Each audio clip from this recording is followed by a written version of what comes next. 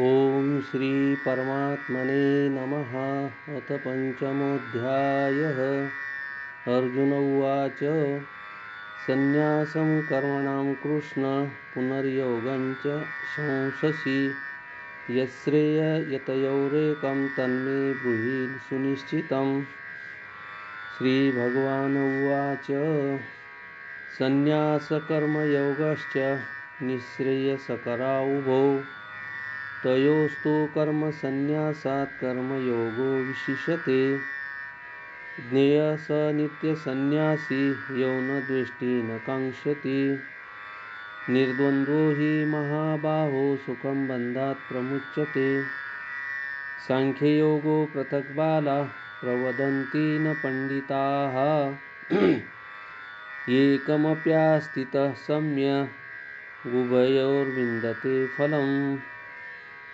यत्साङ्ख्ये प्राप्यते स्थानं तद्योगैरपि गम्यते।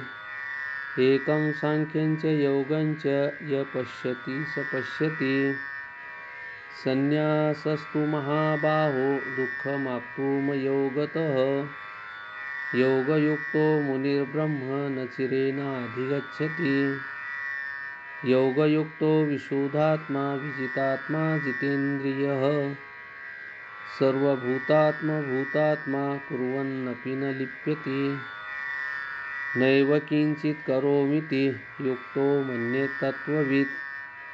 पश्यन् शृण्वन् स्पर्शन् जिघ्रन् नश्नन् गच्छन् स्वपन् श्वसन् प्रलपन् विसृजन् गृह्णन् निमिषन् निमिषन्नपि। इन्द्रियाणीन्द्रियार्थेषु वर्तन्त इति धारयन् ब्रह्मण्याधाय कर्माणि सङ्गं त्यक्त्वा करोति यः। लिप्यते न स पापेन पद्मपत्रमिवाम्भसा। कायेन मनसा बुद्ध्या केवलैरिन्द्रियैरपि।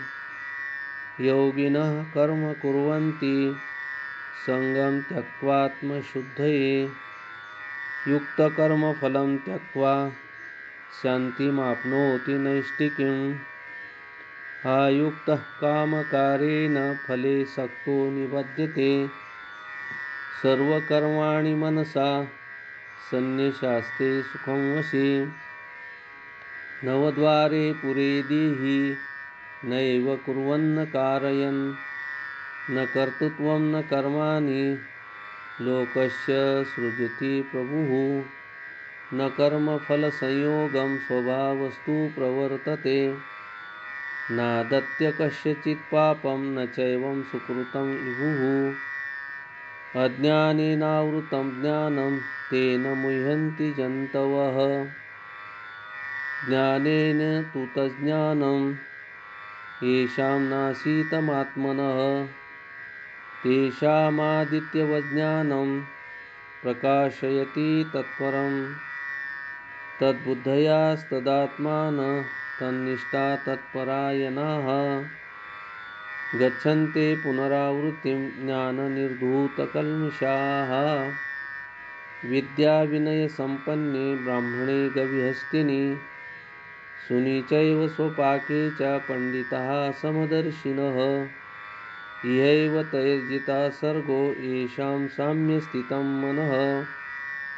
निर्दोषं हि समं ब्रह्म तस्माद् ब्रह्मणि ते स्थिताः। न पुरुषेत् प्रियं प्राप्य नोद्विजत् प्राप्य चाप्रियं। स्थिरबुद्धिरसमूढो ब्रह्मविद् ब्रह्मणि स्थितः। बाह्यस्पर्शेष्वशक्तात्मा विन्दत्यात्मनि यत् सुखं। स ब्रह्मयोगयुक्तात्मा सुखमक्षयमश्नुते। ये हि संस्पर्शजा भोगा दुःखयोनय एव ते। अद्यन्तवन्त कौन्तेय न तेषु रमते बुधः। शक्नोति हैव यः सोढुं प्राक्शरीरविमोक्षणात्। कामक्रोधोद्भवं वेगं स युक्तः स सुखी नरः। योऽन्तः सुखोऽन्तरारामस्तथान्तरज्योतिरेव यः। स योगे ब्रह्मनिर्वाणं ब्रह्मभूतोऽधिगच्छति। लभन्ते ब्रह्मनिर्वाणं मनुष्याः क्षीणकल्मषाः।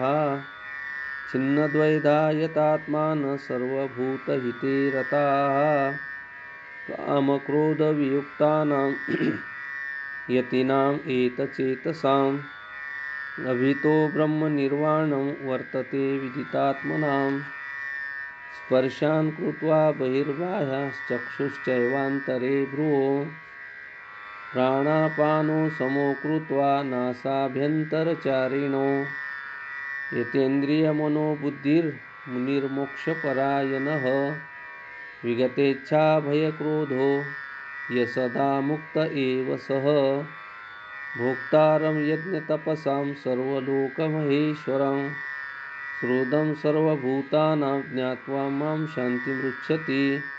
हरि ओं तत्सत् इति श्रीमद्भगवद्गीतासूपनिषत्सु ब्रह्मविद्यायां योगशास्त्रे श्रीकृष्णार्जुनसंवादे कर्मसन्न्यासयोगो नाम पञ्चमोऽध्यायः।